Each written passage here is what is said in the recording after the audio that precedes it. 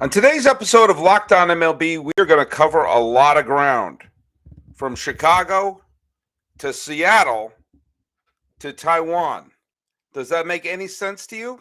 Well, it will when you hear today's episode with, yes, the Infield Fly Girl, Alyson Mitchell. You are listening to Locked On MLB.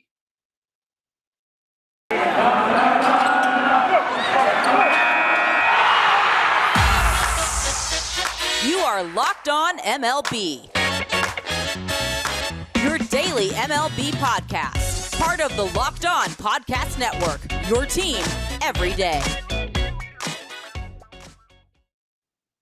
Hello, baseball fans, and welcome to Locked On MLB, part of the Locked On Podcast Network, where it's your team every day. This is the daily podcast. We talk about all of Major League Baseball. I am your host, Paul Francis Sullivan. If you're watching me on YouTube, you can see my lower third right there. Please, I'm begging you, call me Sully. Today's episode is being dropped on the 28th day of April, which means a lot to me because it is the birthday of my brother Ted, who was my partner in watching baseball growing up and playing wiffle ball. We read comic books and watched baseball games. And then as we got older, he no longer cares about baseball, but he writes for TV shows like Riverdale and Star Trek. I don't really follow comic books anymore, but I'm obsessed about baseball. That's where we diverge, but I love you, Ted, and the outside chance you're listening to this episode, and you've been very supportive. Thanks, buddy. Hey, he's supportive. Are you supportive? You must be. You're listening to my voice right now. Thanks so much for making us your first listen, as we're available on all your free podcasting catchers. You can follow us on Twitter at Locked On MLB Pod. Same handle for Instagram. I'm your pal Sully at Sully Baseball on Twitter, Sully Baseball Podcast on Instagram. Well, let me tell you one thing I like to do on this podcast. Sometimes I bring in people who are writers and broadcasters. I've had some players on here. And I also like to introduce you to some of the people out there in the baseball Twitterverse who make baseball fandom so terrific. Look, there's a lot of things that people say about social media. Not all of it's good.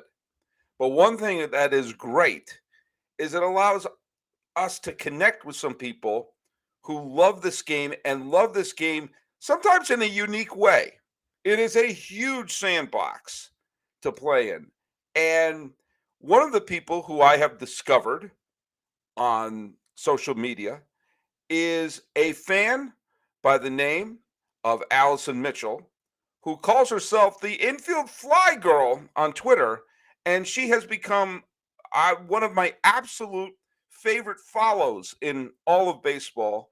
And I am, after a lot of email tag and you're it, no, you're it, I am thrilled to bring onto the show new friend of the podcast. Here she is, Alyson Mitchell, the Infield Fly Girl. Thanks for joining the show. Thank you so much for having me. Well, look at I started following you, I don't know, maybe a year or so ago. I don't know whether it was like a common friend, or maybe I saw something you post that made me laugh, and then I just started following you. You are, if I were to place a pin in a map to burst through the top of your home, where would that pin be laid? Don't worry, we're not going to give your address. We're not having people stop by, but generally, where is it? I live in Seattle. You live in Seattle. And by the way, I love the Pacific Northwest. I've got my master's degree from Washington State University. I constantly Zillow Seattle. However, if you look at the back of your Infield Fly Girl cave there, it looks like you live in Wrigleyville. Beautiful, isn't it? I love what you've done with the place. Thank you. The story goes back a little bit further. I was born in New York City. Okay. I grew up in Tampa. And in 1998, when the Rays got started there, most of their games were blacked out from cable, but the Cubs were on WGN. So when I was looking at my TV trying to find some baseball on, the Cubs were there. And Sammy was there hitting bombs out of Wrigley Field, and my grandpa and I got into a big conversation about who was going to win, whether it was going to be Mark or Sammy. And that was really the year that I fell in love with baseball, and I've been a Cubs fan ever since. By the way, there's a couple of things we've learned just from that. First of all, you seem to be, if you told me you wound up moving to Cincinnati, then you would have almost perfectly ticked off every box of Lou Piniella, who was a Yankee player, managed the Cubs, managed the Rays, and managed the Seattle Mariners, and managed the Reds to the World Series in 1990. If you said, "Oh, I also went to the University of Cincinnati," I would have said, "I got it. You're obsessed with Lou Piniella." Lou Piniella would be shocked to hear that. There you If go. he read Well, my he would. tweets. I think he would love that. I bet. But there's two other things to unpack there. First of all, steroids work, ladies and gentlemen. The steroid era made a fan for life out of Alyson Mitchell, the Infield Fly Girl. If Sure not for did. steroids, where would we have been? So let's bring them back, people. There's a whole generation of kids just wanting to look up at their heroes. Heck, we all just watched all those Marvel movies, and what Captain America was a story about a steroid user. They pumped him up. He becomes Captain America. He's worthy to hold the hammer. Spoiler alert. So I mean, come on, folks. Imagine if there was another Glen Allen Hill to hit the Wrigleyville rooftops. And it shows you one other things. Blackouts don't work.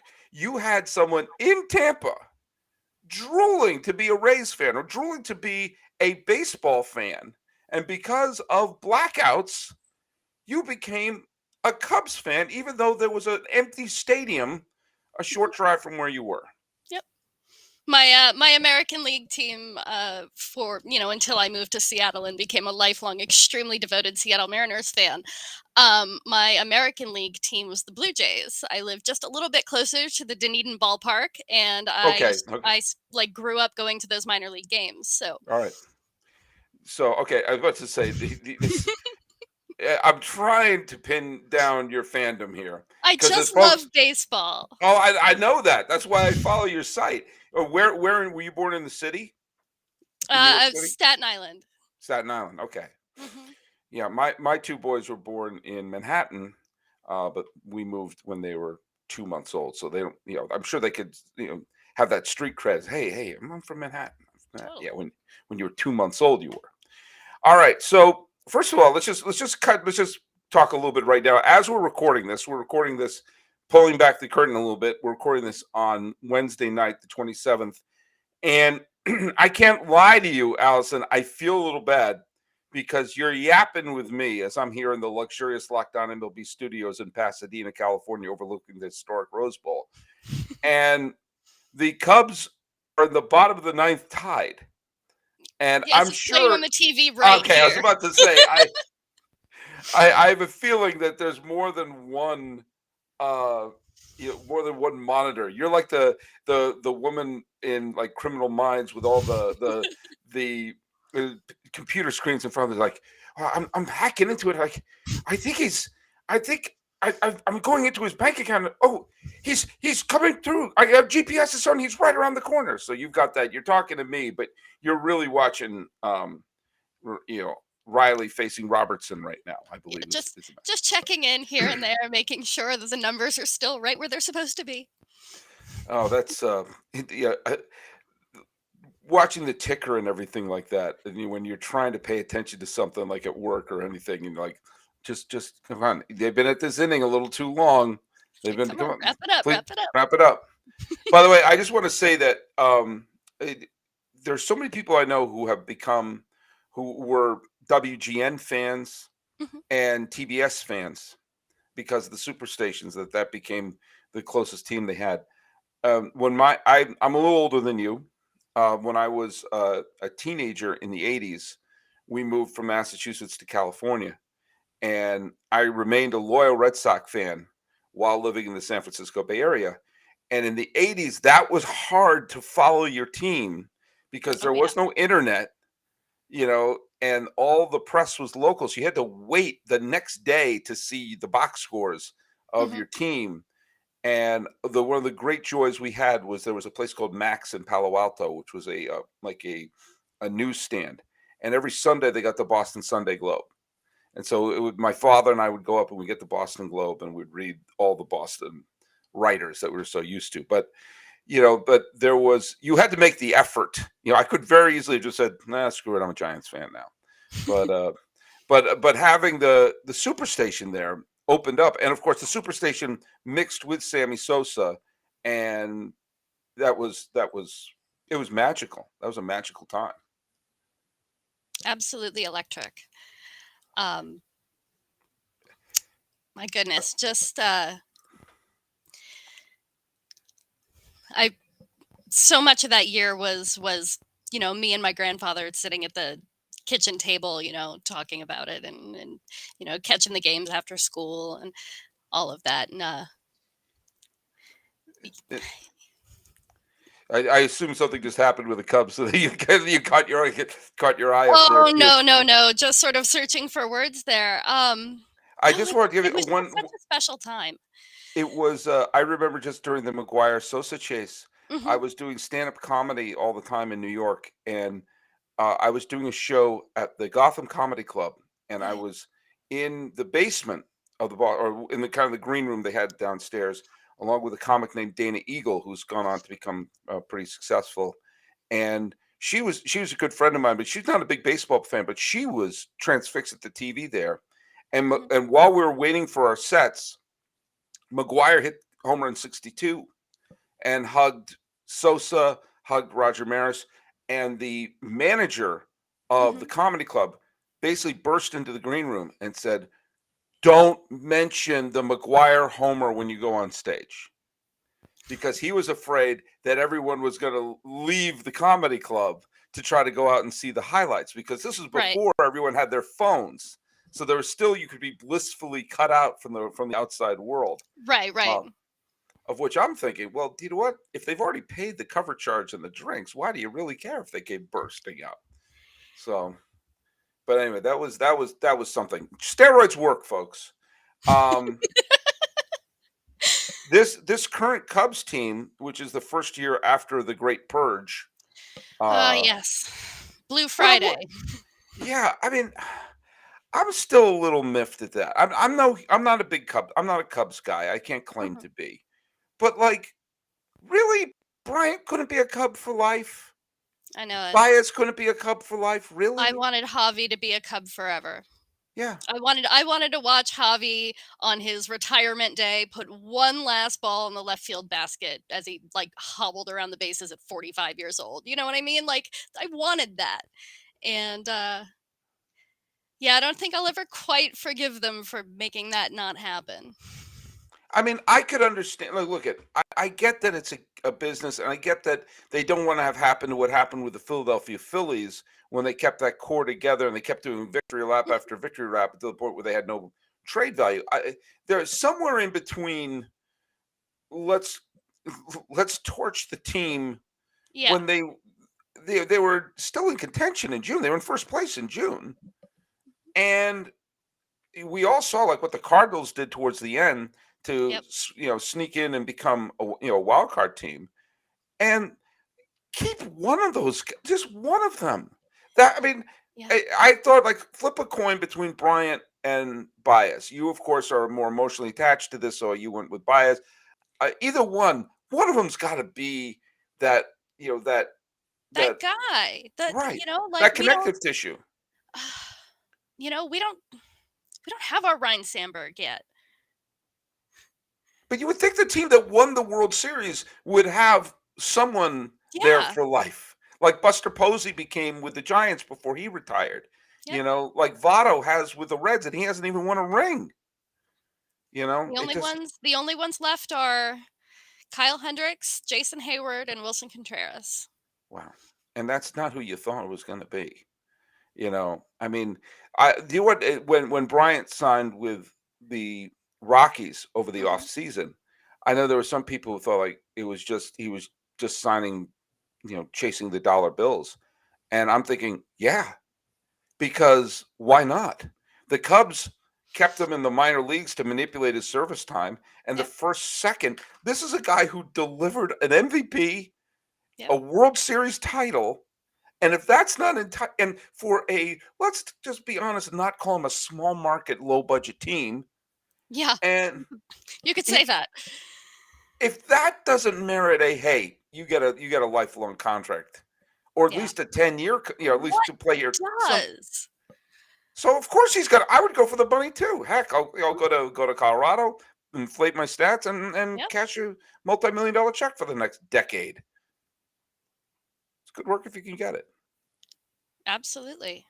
Yeah. And he's not really particularly a flashy type anyway. I think he'll do fine there. He's going to hit home runs out of cores until they make him stop. And you know what? Denver's a lovely place. And It's you know beautiful. what? Brian did get the ring. He did get the ring, and that was Hmm. a it was a special moment in his life and time where he got the ring. Yep. And do you know what? One great place to get jewelry for someone that you love, like a ring, is BlueNile.com. Shop for that special person in your life for earrings, bracelets, or gemstone pendant necklaces. At BlueNile.com, you can easily navigate thousands of fine jewelry options at every price point. Blue Nile has jewelry expert on hand 24/7 via phone or chat where they can help you get a memorable gift at any budget. When you commit to a piece, so do the folks at Blue Nile. Guaranteed service and repair for life. In fact, they have a diamond price guarantee. Contact Blue Nile to compare a competitor's diamond with one of ours. In most cases, Blue Nile can meet or beat their price. So this Mother's Day, and Allison, you better do this too.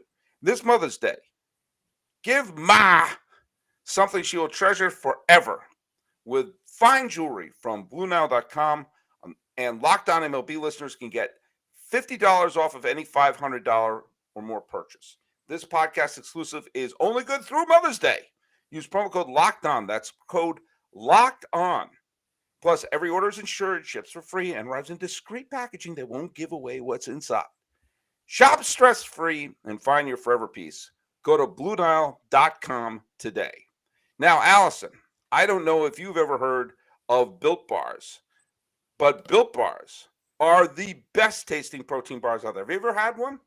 I haven't. Tell me more. Oh, I'm actually jealous of you because you get to experience Built Bars for the first time. I've had four since we started doing this podcast. I'm kind of discreet in how I eat them. They are healthy, they're delicious. There's no more sacrificing delicious food for health. With Built Bar, you can have both. Have your cake, eat it too, but have your Built Bar and eat it too. That's what I mean. Built Bars and Built Puffs are covered in 100% real chocolate. That means the Built Bar, you can eat healthy, and the flavors are fantastic. The Puffs, which are the first ever, and I've looked this up, the first ever protein infused marshmallow. They've got flavors Interesting. like banana cream pie, Ooh. churro, the cinnamony churro that's so great. And if Ooh. that's not enough for you, there's so many other great ones. They've got cookies and cream, mint brownie. My personal favorite, I love the raspberry. I like that tangy raspberry with the chocolate. Ooh. It's almost like Sounds good. it's like a jelly donut type of thing. And it tastes, ooh, it's so good. But do you know what? Unlike a donut or a candy bar, Mhm. these are better for you. I know that's a very, very low bar to jump. Better for you than a candy bar or a donut. But trust me, most Built Bars contain 130 calories. I burned that off doing a podcast. 4 grams of sugar, 4 net carbs, and 17 grams of protein. Compare that to a candy bar, which is a candy bar. Go to built.com to get all your favorites banana cream pie, double chocolate, so many more. They're all delicious, and new flavors are coming out all the time. Check them out at built.com. Go to built.com, use promo code LOCK15, get 15% off your order. Use promo code LOCK15 for 15% off at built.com. And one last thing, thank you so much for making Locked On MLB your first listen. For your next listen, check out the Locked On Now podcast, recaps of Major League Baseball games with analysis from our local experts, taking fans through the season like no other network. Free and available wherever you get your podcasts. Back with the Good job. Infield Fly Girl. No, you're welcome. This is not my first rodeo. This is not my first Built Bar. Infield Fly Girl. I love the name. Obviously, there's Thank about you. 78 puns in there.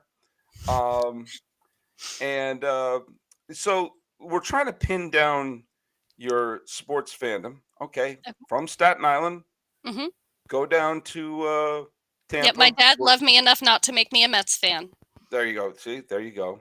So naturally, a native of Staten Island Hmm. moves to Tampa and loves herself the Cubs and the Blue Jays, like you do, Like you and do. head off to Seattle. And just when you think this baseball journey couldn't cover more ground. Off we go to Taiwan. Yay! And I've followed you for a while, Mhm. but when you started posting, I at first I was like, "Is this from Taiwan? Is this from Korea? Where is this? Where are these games you're showing us?" You are like the go-to person on the planet for Taiwan baseball.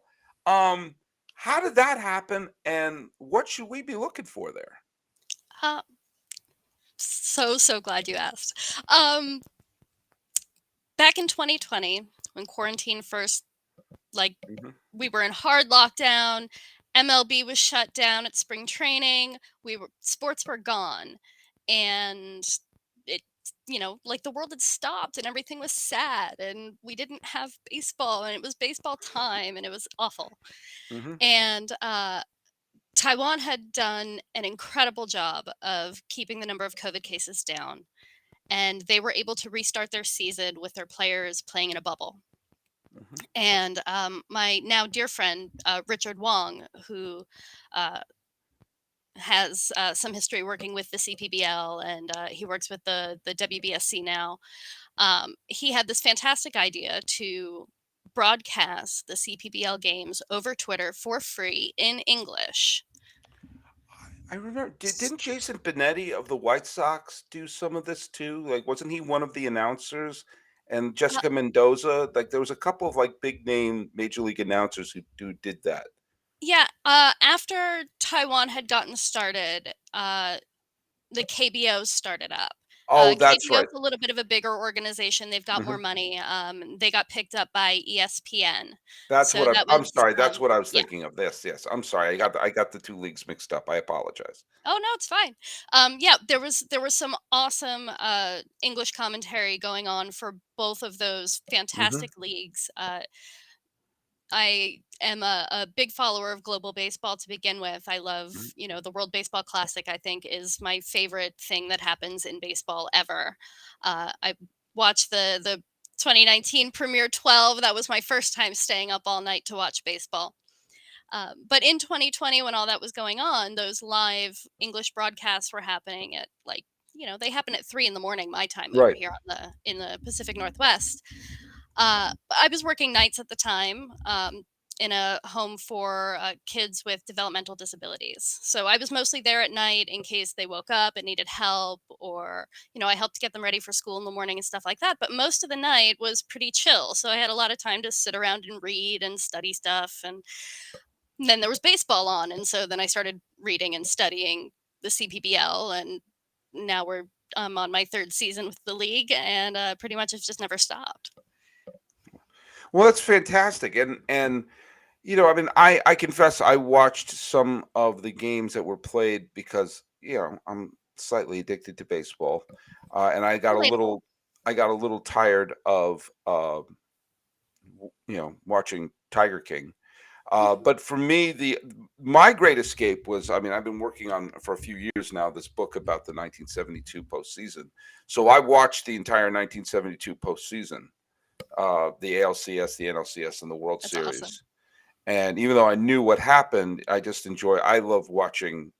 I don't know if you ever watch like old broadcasts, but I just love Mhm. watching them, especially when I know what's going to happen. You seeing it unfold. But let's just talk a little bit about baseball in Taiwan. It's not as big as Japan and as Korea, but in terms of money, in terms of the size of the league, Right. but no less passionate and no less exciting. So tell us what it for total novices out there, and maybe if we need to do a locked on Taiwan baseball for the Lockdown Podcast Network. Um, Tell us a little bit of what we should be looking for, the style of play, and what kind of stars emerge from there. Sure.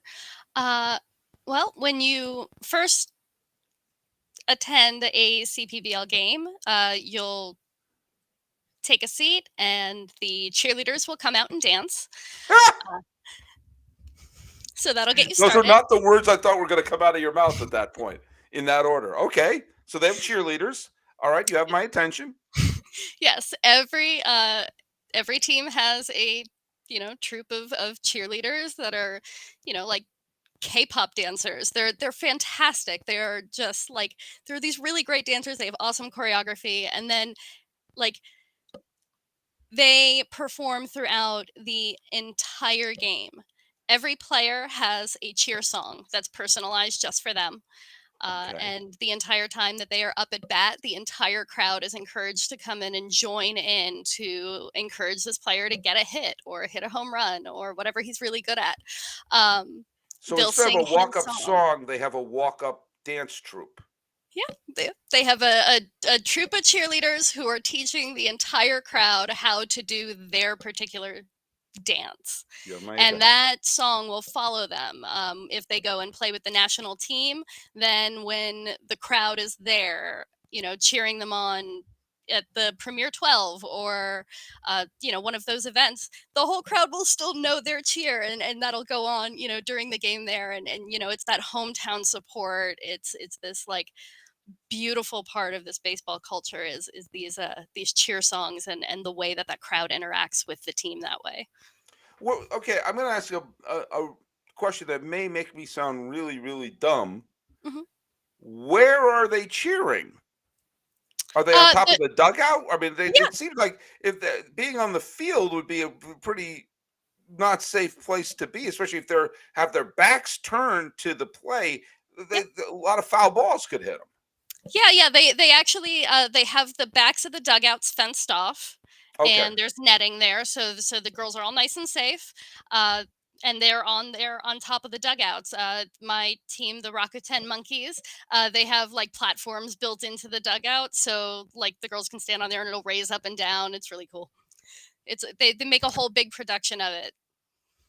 okay. So you just snuck something in there. Hmm. Um, and I'm not going to let you just get away with just saying it and not moving. The monkeys Yes, are the name of the team. yes, The Rakuten Monkeys, that's right. and that is correct. Okay, and they play now in the league. There are Mhm. the. I mean, is it like in the states where a team is linked to a city, or is it more linked to a I mean, how does the league setup work? And then we'll get into why you love the monkeys.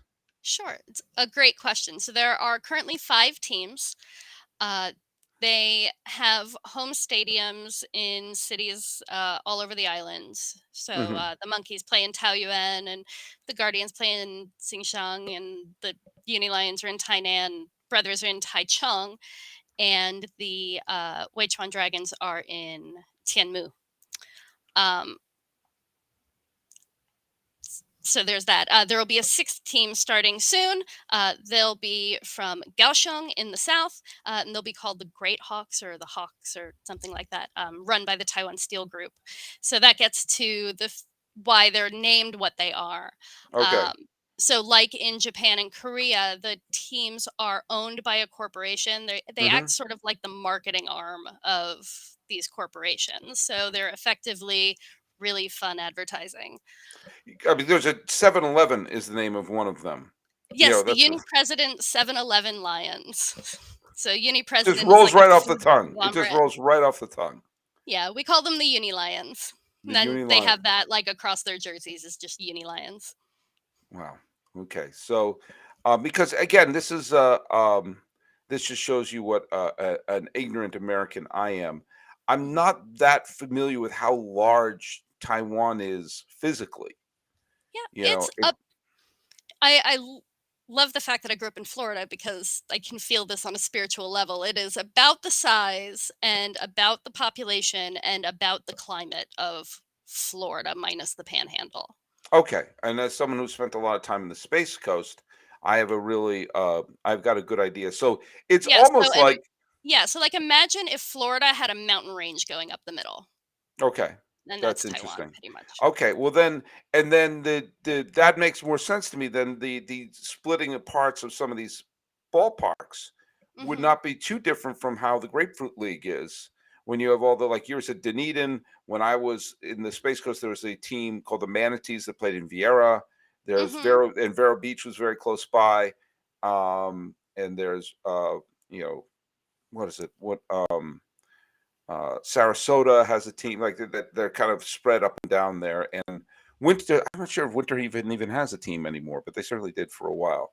Yeah, So, so like the Rakuten Monkeys would play in Valdosta, and the mhm. Taiwan Steel Hawks, when they get started, will be playing in like Fort Myers, and like the Uni Lions are in Sarasota-ish. Um, so it's all like that. They're all pretty much wrapped up the east coast of the or west coast of the island. What drew you to the Monkeys? Uh, So my dear friend Danny Rocket, basically his argument was, if there are monkeys, you root for monkeys. I challenged him to find me a hitting catcher to follow, because who doesn't love a hitting catcher? Hmm. He pointed out this one, and I said okay. And the first game I watched, the guy hit a 2-run homer that just looked ridiculous. So I was like, okay, I guess I'm a Monkeys fan. There you It go. served me well. No, I'm just. It's amazing how we get our loyalties. I mean, it's so. I mean, your loyalties are just bananas at this point. It's just so, and I'm loving. Or I guess bananas for monkeys. I guess I love it. that was an unintentional connection there. So, how far is the league going on? I mean, you're posting highlights every minute on the minute. How far along is it? Is it a 162 game season? Like what is this? What is the season like there? Sure. The season structure is pretty unique. They do two 60-game seasons, so it's 120 games, the full thing, and then the seasons are broken up into two halves, and that helps determine playoff seeding. I kind of like that. I kind of like that. Of course, you would have to make sure the team in the first half is pretty much the same in the second half, so you're not, that you're facing off basically the same type of team. But that's kind of cool. It's like two of the COVID seasons. Yeah, pretty much. So you have, the team that wins the first half and the team that wins the second half will play off for the Taiwan series. Gotcha. That's what happened in the strike year of '81, when the middle of the year there was a strike, and so they declared whoever was in first place at when the strike took place, uh, won the first half, and then they played out the rest of the season, basically starting at zero. Of course, I don't know if you know what happened in '81. The Cincinnati Reds won the most games of any team in baseball, and were not in the postseason because they finished in second place in the first half and second place in the second half, and did Oh my not goodness. qualify for the playoffs. And so the team who had the most wins in baseball was on the outside looking in, and one of the teams that was the divisional teams went on to win the World Series, That's of wow. which the Reds the next year raised a flag that said best record in baseball. There you go. So I mean that's Winning percentage flags fly forever. yeah, absolutely, the '81 Reds, they did you wrong. And so, what are the Monkeys' chances? We are ridiculously good right now. We are, what is it, 12-4. We're winning 3 out of 4 games right now. Um, I don't know how long it'll last. They tend to come out hot out of the gate, and the last 2 seasons we've ended in last place. So I am withholding judgment, but I am riding this for as long as I can. Okay, if I were a betting man, who hmm would I put my money down to win Uh, the league? if you're putting down money, you're probably putting it down on the brothers, and Okay, that's just the typical. C They're the the CTBC brothers. That's right. That's the CTBC brothers, the yellow team. They won the Taiwan series last year. They were the runner-up the year before. They got crushed by the Monkeys 2 out of 3 years before that. The Monkeys three-peated before I found them, and then they lost in last place twice. What So does that tell you, Allison? fine. What does that tell you? I'm a Cubs fan. If That's I true. had, if I didn't have false hope, I'd have none at all. Well, but well, so okay. So if you're going to put some money down, hmm put your money down to the CTBC brothers. And if you're going to make any bets, go to betonline.net. It's your number one source for all your betting stats and sports info. Find all the latest sports developments, league reviews, news, including this year's basketball playoffs, the start of the Major League Baseball season, and who knows, maybe even the CTBC brothers. I don't know. Look for it It's your continued source for all your sporting wagering information from live betting to playoffs, esports, and more. Head to the website today. Use your mobile device to learn more about the trends and action. BetOnline. It's where the game starts. Okay, we are here with Alyson Mitchell, the Infield Fly Girl. So it's interesting. I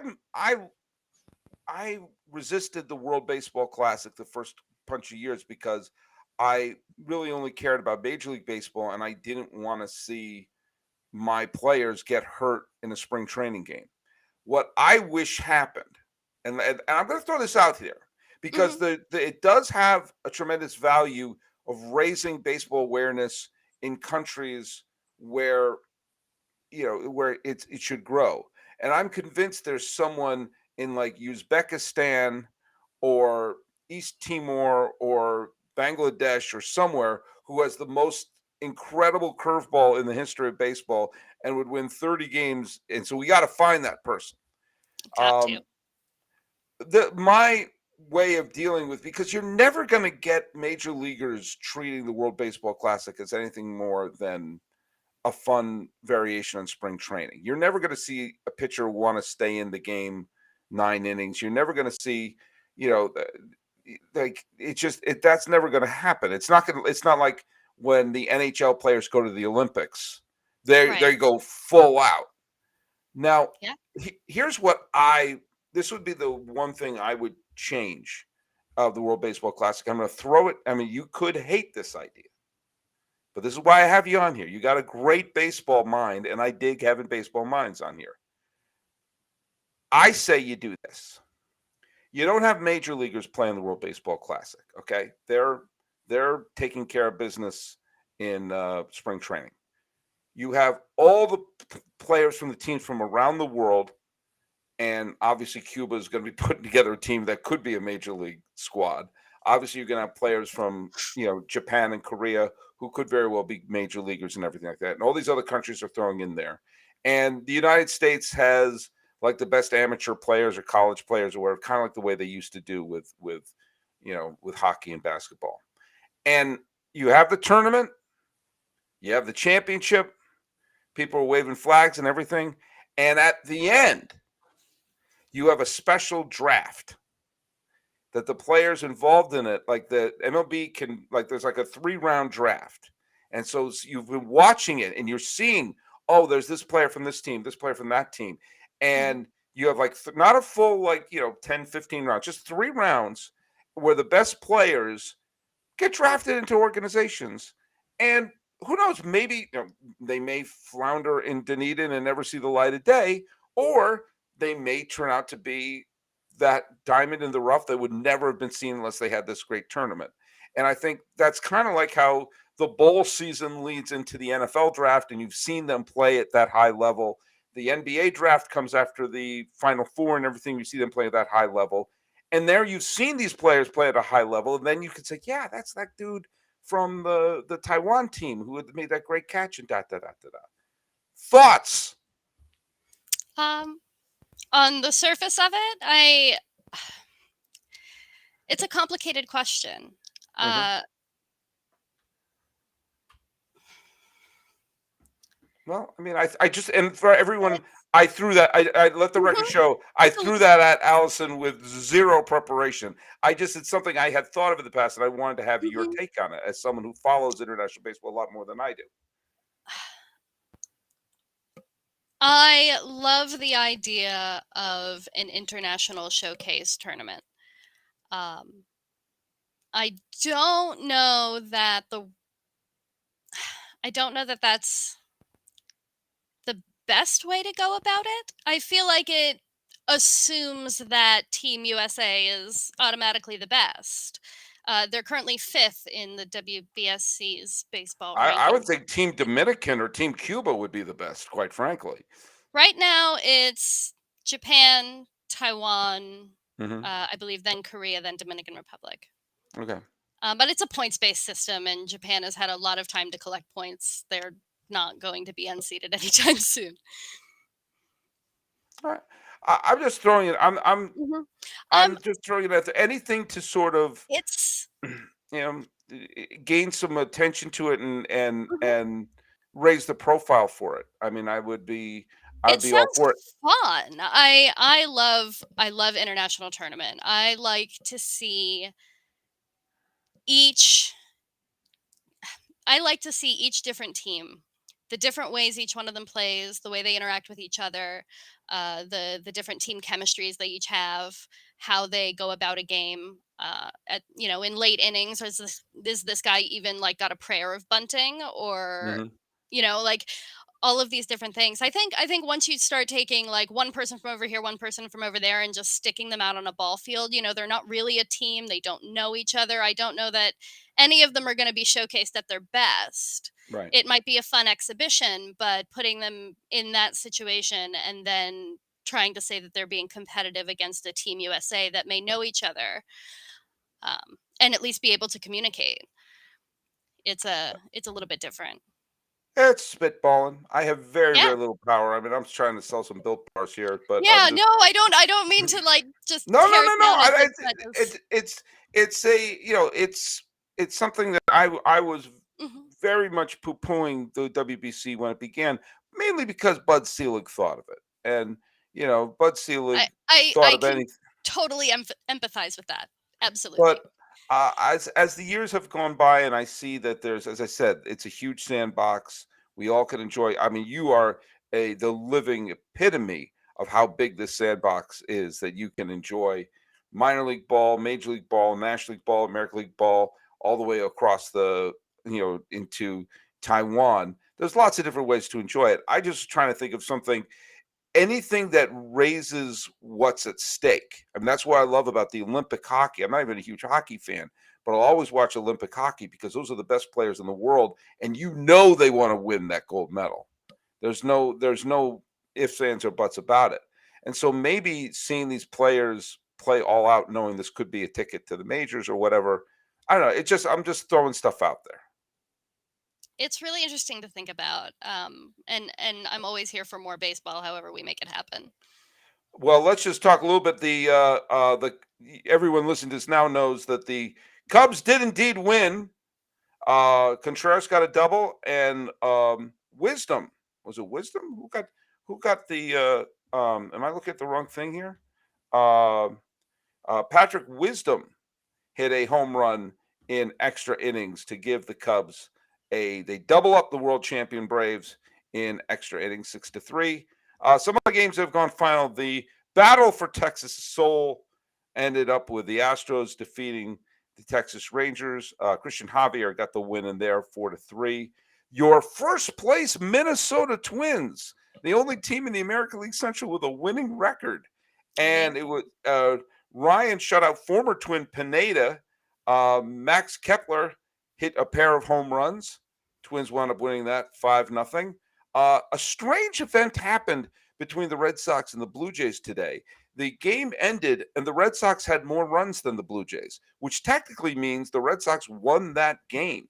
I don't know how that happened. Xander Bogaerts got 4 hits, and Michael Waka, who's still cashing a check, got the big win for the Red Sox. The Yankees beat the Orioles as they should. Giancarlo Stanton hit his 350th career home run. Oh, The Nationals lost to the Marlins. Lopez is unbelievable. His ERA is now down to 0.39 as he won again. It's his, I don't look at win loss totals. That doesn't really tell you much, but he already has 3 wins this year, pitched 3 shutout innings, and struck out 6 batters in those 6 shutout innings of 3 hit balls, what I meant to say. And other games, the Cardinals doubled up the Mets 10-5. Dylan Cease took a no-hitter into the 6th.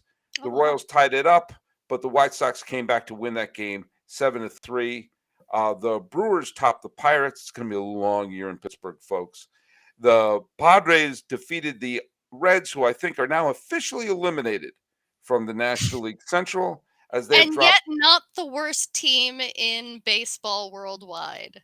Oh, well, what team is worse than the team that just dropped 15 of their first 18 games? That would be the team that is currently sitting at 2-14, the Fubon Guardians of the CPBL.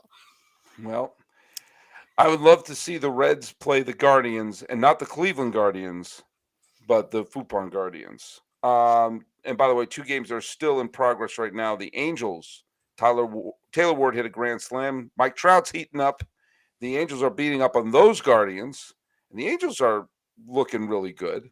And the Seattle Mariners, I believe they lost.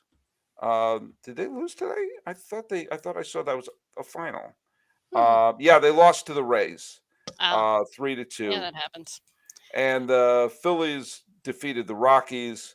The Phillies are starting to heat up, and Joe Girardi may continue to have a job.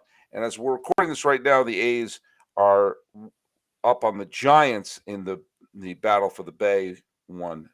But you already know what happened there.